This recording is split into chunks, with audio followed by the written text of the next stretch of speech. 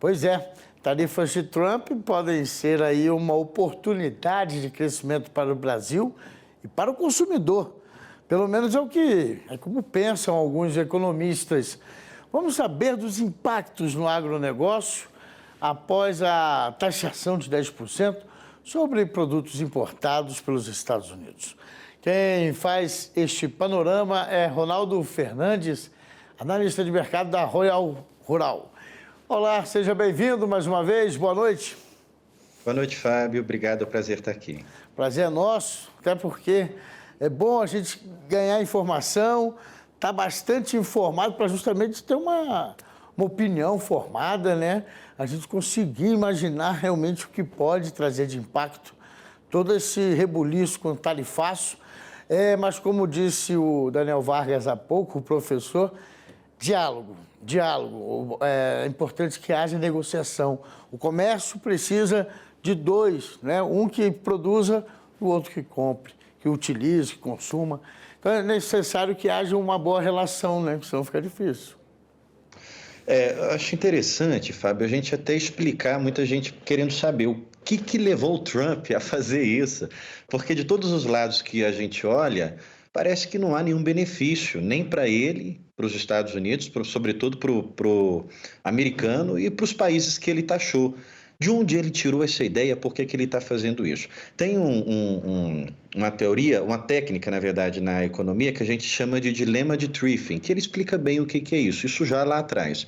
Os Estados Unidos são a reserva mundial do mundo, no sentido de dólar, de moeda. E os Estados Unidos exportam dólar. Basicamente, o principal produto de venda americano é o próprio dólar.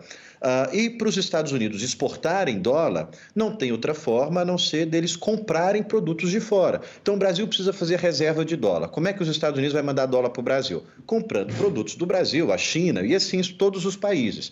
Só que isso causa um grande problema. Se um país compra mais de fora, as indústrias do mercado interno vão entender, peraí, não faz sentido eu vender aqui e estar aqui dentro, porque é um país que precisa comprar do mercado internacional. Vamos para fora, vamos levar essas indústrias para fora, a gente produz lá fora e vende para os Estados Unidos. E é isso que o Trump quer reverter. Esse processo de desindustrialização. Ele quer fazer com que as indústrias voltem de novo para os Estados Unidos. Só que as duas coisas não dá para ser, Fábio. Ou você é a reserva do mundo, ou você manda dólar para fora e você tem um controle da moeda global. Isso tem uma outra vantagem também, que é os Estados Unidos poder se endividar com juros mais baixos, ou você tem indústria dentro do seu mercado. O que ele está fazendo agora é meio que assim: olha, já tem dólar demais fora, a gente já comprou muitos produtos, agora eu quero que vocês tenham essas reservas cambiais de dólar e as indústrias voltem para o mercado interno. É difícil dizer que isso vai acontecer. Tem um furo muito grande no discurso dele, que ele disse que os Estados Unidos vão arrecadar 6 trilhões de dólares. Mas peraí, Trump, ou o seu consumidor americano vai consumir mais no mercado interno e essas tarifas não vão ter nenhuma arrecadação, ou o consumidor americano vai continuar comprando produto do lado de fora e você vai arrecadar, porque não dá para fortalecer a indústria e não dá para arrecadar. Eu espero que tenha deixado isso claro, Fábio, mas tem essas brechas, esses buracos no discurso do próprio Trump. Para você ter uma ideia, a gente já conversou aqui mesmo no AgroMais sobre a tarifa do aço. Algumas indústrias dos Estados Unidos não têm a planta para fazer o laminado. Elas precisam receber o aço laminado e, a partir dessa lâmina, ela transformar em outra coisa. Como é que vai ficar essas indústrias que são obrigadas a importar? Elas vão pagar 25%? Para te devolver, eu sempre gosto de lembrar que a tarifa é como se fosse a tarifa das blusinhas que a gente está vendo no Brasil aqui. O governo disse, vai ter uma tarifa para produtos importados. Quem é que paga?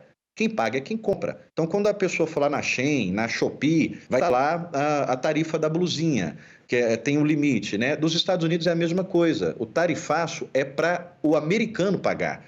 Então, isso vai causar, obviamente, inflação, e a gente viu esse movimento do Jeremy Powell, falar do presidente do Fed, falar dos juros dos Estados Unidos podendo voltar a subir, e o que foi o rebento hoje foi essa recíproca da China, né? 34% de volta, Fábio. Pois é, Ronaldo, deu para entender bastante, ainda mais com a taxa das blusinhas. Realmente, eu acho que deixou bem claro. Mas, assim, realmente, e por isso que deixa essa ponta de incerteza, uma dúvida em várias áreas, né? Mas, assim, eu estava olhando um desenho, eu já repeti ainda nessa edição com outro entrevistado, que ele divide os Estados Unidos, ele quer isolar os Estados Unidos. Outras economias poderiam estar se fortalecendo em outros acordos. Você acha que é possível que isso venha, talvez, ser uma alternativa para quem se achou prejudicado? Acho que tudo é possível nesse momento que a gente chegou aqui. A partir de agora, o que é de mais imprevisível é a cabeça do Trump. Mas eu ainda acredito que essas taxas são retóricas para negociação. Vamos pegar o caso da China e isolar ele, que de fato é ali o grande impacto. A China, ela foi sobretaxada em 34%, ou seja, não são taxas substitutas, são taxas adicionais. A China já tinha uma sobretaxa de 20%. E uma sobretaxa da China está em torno de 54%. Isso é muito pesado. Não é aquela conversa, veio menos do que o mercado esperava. Não, a gente está vendo aí toda a repercussão no mercado financeiro, no câmbio, porque não foi nada brando, foi muito pesado as tarifas. A China, ela retalha com 34% de volta, ou seja, eu gosto de repetir, a tarifa é para quem compra. Então, a China está dizendo para o mundo, eu não vou mais deixar que o meu mercado interno tenha os Estados Unidos como uma opção. Quem quiser comprar dos Estados Unidos vai ter preço 34% mais caro do que qualquer outro país ou do que o meu mercado interno. O seu tema inicial, Fábio, é claro que o Brasil vai se beneficiar. Nós vendemos muita soja e a soja a gente sabe que é um mercado pequeno. São 3 países brigando pelo mercado de soja in natura, os Estados Unidos e o Brasil produzindo unicamente para a China comprar. Em paralelo, a gente tem a Argentina que vende farelo e vende óleo, mas não vende soja in natura. O produto grão in natura é só o Brasil e só os Estados Unidos e é só a China que compra. Então, é claro que na soja a gente vai ser beneficiado. Possivelmente a gente pode ser beneficiado no milho, bem, embora a China está cada vez mais reduzindo a sua importação de milho, mas tem um outro fator aí que está sendo um pouco discutido, Fábio. A gente vai lembrar que quando a China teve a peste suína, 2019, 2020, ela precisou comprar muita carne do Brasil. Isso já está acontecendo sem tarifa, sem doença, a China já está comprando muita carne do Brasil. Isso vai subir o nosso preço interno de carne, por exemplo, de proteínas. E a inflação no Brasil vai ficar mais difícil de ser controlada, porque o Brasil é o fornecedor natural para a China em vários produtos. E fora os Estados Unidos, é o substituto natural também. Então, o chinês vai querer comprar tudo aqui do Brasil e nós, aqui no mercado interno, também vamos sentir esse preço dos produtos indo embora. Vai sobrar menos produto para a gente aqui. Então, a inflação ela tem esse receio no mercado interno. Agora, eu não acredito que o Brasil taxar os Estados Unidos de novo seja o melhor caminho. Pelo contrário. O Brasil taxar de volta é aquela máxima que as avós já diziam para a gente. Nessa história de olho por olho, dente por dente, sai um monte de gente cego e banguela. Não é o melhor caminho, de forma alguma. A gente vai ter que esperar, Fábio, porque a China está enfrentando um processo potencial de deflação. A economia da China está em deflação, ela precisa inflar, não está conseguindo. E os Estados Unidos estão num processo em potencial recessão. A recessão técnica, ela já é considerada uma 100% de certeza, uma certeza para o mercado, que é quando a gente tem 2 trimestres de encolhimento. Agora, se tiver uma recessão profunda, uma recessão severa, aí o mercado vai estar muito pior que a gente está vendo hoje. Então, nem a China e nem os Estados Unidos aguentam arrastar essa tarifa por muito tempo. Por isso que parece que essas tarifas são medidas de negociação. Mas, para te devolver, existe um outro lado dessa história. Já tem indústrias que estão se preparando para voltar para os Estados Unidos. Indústrias famosas, de marcas famosas que estão na Tailândia, em Singapura, em vários outros países, dizendo, tudo bem, Trump, começamos aqui o processo. Indústrias que têm 100 mil funcionários. Como é que essa indústria faz o processo para voltar aos Estados Unidos? De repente o Trump diz assim, não temos mais tarifa, entrei num acordo, a gente viu o Milley tentando encontrar com o Trump hoje mesmo, para tentar, mas não conseguiu encontrar com o Trump.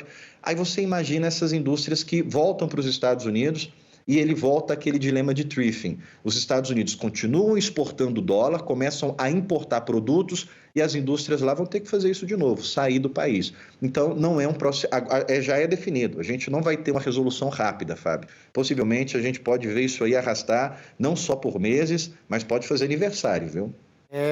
Vamos aguardar atentamente essa movimentação do mercado, até porque eu vi agora, o fechamento realmente não foi satisfatório, Ibovespa, as bolsas caíram, o dólar disparou, está tudo meio doido, bagunçado. Eu quero agradecer muito o Ronaldo Fernandes por trazer essa análise para a gente. Claro, ele vai voltar de acordo com que os capítulos vão sendo passados a limpo e vamos torcer para que realmente o agro consiga sair bem, o produtor brasileiro consiga também fazer seus cálculos dentro, talvez, do previsto. Muito obrigado, Fábio, então. Desculpa, eu sei que Claro. o tempo está estourado. Nada. Eu queria deixar só um recado importante, porque para o agronegócio, a gente tem que entender esse movimento como uma oportunidade, porque a gente está num movimento que, naturalmente, a China já está comprando soja no Brasil, falando de soja específico. Os Estados Unidos não têm soja em grandes volumes para ter agora. Então, a gente tem que aproveitar esse momento que os prêmios vão fazer impacto tanto no mercado disponível quanto no futuro, porque caso o acordo saia, embora eu estou falando aqui que deva demorar, mas a gente não sabe cabeça de político, é igual cabeça de juiz, se esse acordo sai rápido, todo esse movimento, pensa o seguinte, para eu finalizar, olha a bagunça que a gente está vendo acontecer no mercado agora. Quando isso se resolver, a gente vai ter a mesma força de movimento, só que inverso.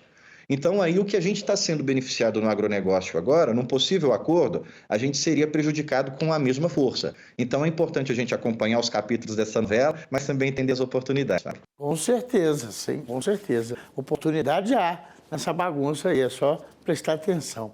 Ronaldo, muito obrigado mais uma vez, bom fim de semana e até a próxima oportunidade. Para todos nós. Até a próxima. Um abraço.